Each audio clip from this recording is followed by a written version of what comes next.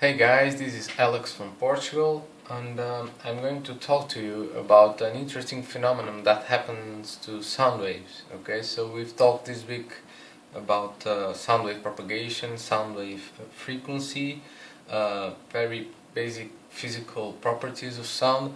However, there's an interesting phenomenon called the Doppler Effect that distorts these basic rules a little bit. Okay, so in theory, if you're playing on a piano and playing the same note you always listen to the same pitch, right? However, this might not be exactly true all the time. It depends on the position of the person that's listening and the position of the body that's emitting the sound.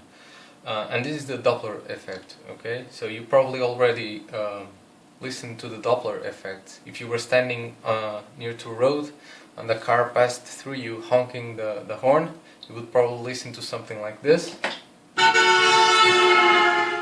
Okay, you can listen to the horn of the car changing its pitch depending on its position, yeah? So it starts with a high pitch and it gets lower and lower and lower the further away it gets from you, okay? And this is the Doppler effect. So I'm going to try to explain this to you. If you imagine that this is the body that's making the sound, okay?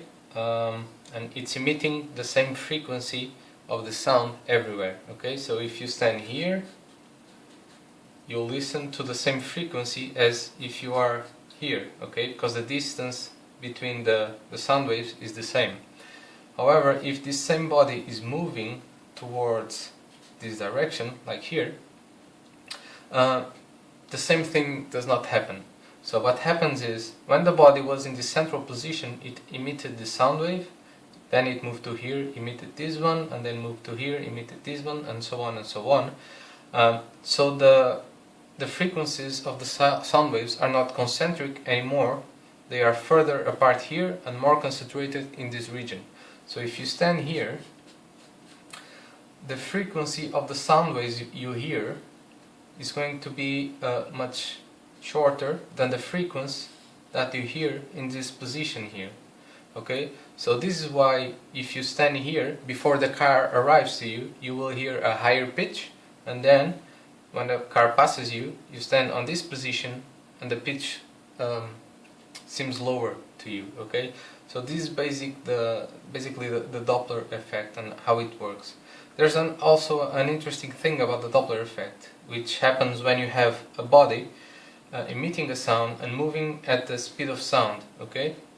So if the body is moving at the speed of sound, no sound wave can travel faster than the body itself. So what happens is, all the sound waves that the body emits while traveling are concentrated in front of this body. So you can imagine this is an airplane traveling at the speed of sound, and in the front of the nose of the airplane, all the sound waves that the airplane has emitted are concentrated.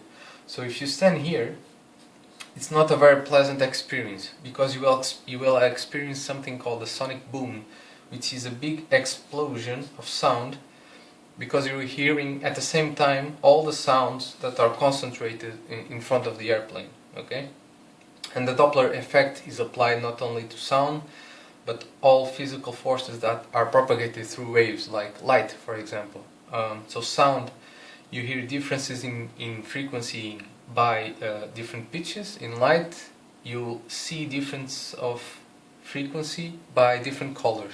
So high frequencies in light is a color like blue, and lower frequency is a color like red.